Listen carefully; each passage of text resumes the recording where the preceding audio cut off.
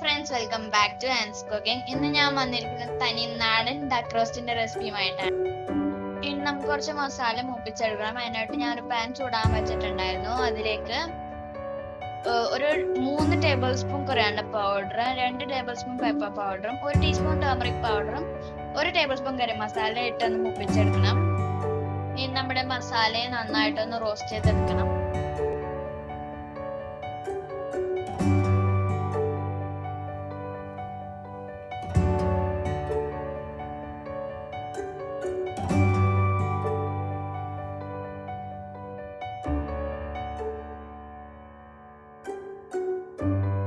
ഞാനിപ്പോ ഇവിടെ 2 duck clean ചെയ്തെടുത്തിട്ടുണ്ട്. നമുക്ക് അതിനെ കുക്കറിലേക്ക് മാറ്റാം.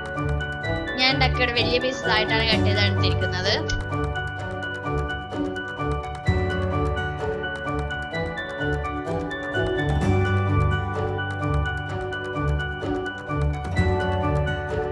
ഇനി ഞാൻ നേരത്തെ റോസ്റ്റ് ചെയ്ത് വെച്ച മസാലയാണ് ഇട്ട് കൊടുക്കുന്നത്. ഇനി നമുക്ക് സ്ലൈസ് ചെയ്ത് വെച്ചിരിക്കുന്ന സവാള ഇട്ട് കൊടുക്കാം. ഞാനിവിടെ 6 സവാളയാണ് എടുത്തിരിക്കുന്നത്. ഒരെണ്ണം കൂടിയാലും കുറഞ്ഞാലും കുഴപ്പമില്ല.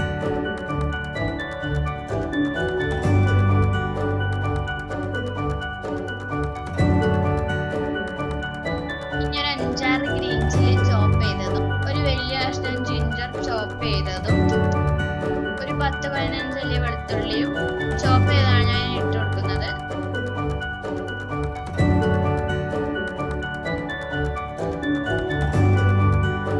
ഇതിൻ്റെ കൂടെ ഞാൻ 2-3 പട്ട, ഗ്രാമ്പു, ഏലക്ക ഇട്ട് കൊടുക്കുന്നുണ്ട്. ഇതൊരു നല്ല ഫ്ലേവർ കിട്ടാൻ വേണ്ടിയിട്ടാണ് ഞാൻ ഇടുന്നത്.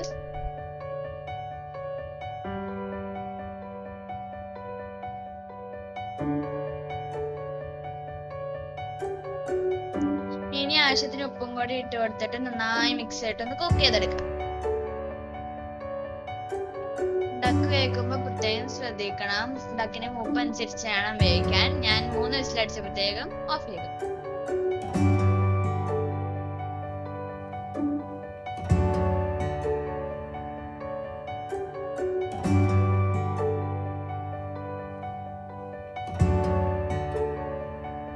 നമ്മുടെ ഡക്ക് പീസസ് ഇപ്പോൾ വെന്താന്നിട്ടുണ്ട്. ഇനി ഞാൻ അതൊന്ന് കോക്കനട്ട് ഓയിൽ ഫ്രൈ ചെയ്തെടുക്കുകയാണ്. അപ്പോൾ അതിന് പ്രത്യേക ടേസ്റ്റ് കിട്ടും.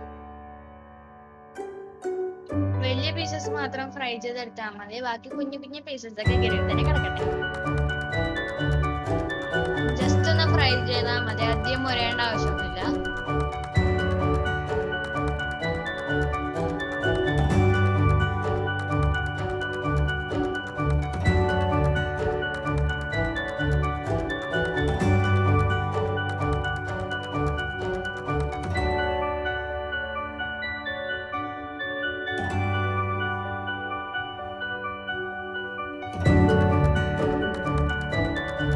കണ്ടില്ലേ, ഞാൻ ഇതിപ്പോ എല്ലാം ഫ്രൈ ചെയ്തെടുത്തിട്ടുണ്ട്.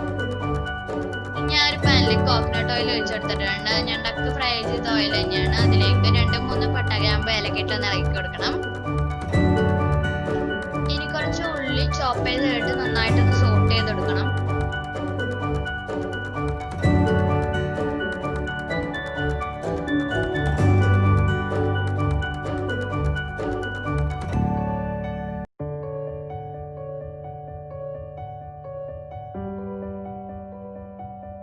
ഇതിലേക്ക് ഞാൻ 2-3 തണ്ട് വേപ്പിലയും കൂടി ഇട്ട് കൊടുക്കുന്നുണ്ട്.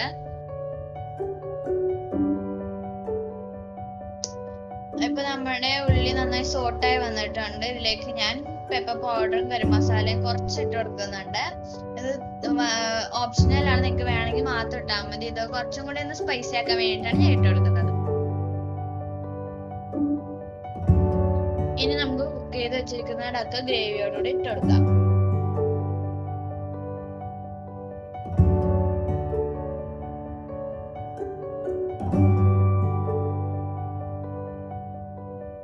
ഇനി നമുക്ക് ഇതിലേക്ക് ഫ്രൈ ചെയ്ത് വെച്ചിരിക്കുന്ന ഡക്കും കൂടെ ആഡ് ചെയ്ത് കൊടുക്കാം.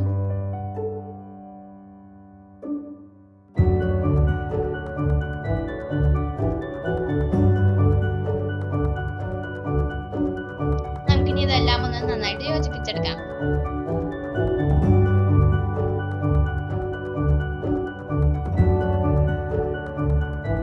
ഇപ്പൊ നമ്മുടെ നല്ല ടേസ്റ്റിയും സ്പൈസിയുമായിട്ടുള്ള ഡക്ക് റോസ്റ്റ് ഇവിടെ റെഡി ആയിട്ടുണ്ട്.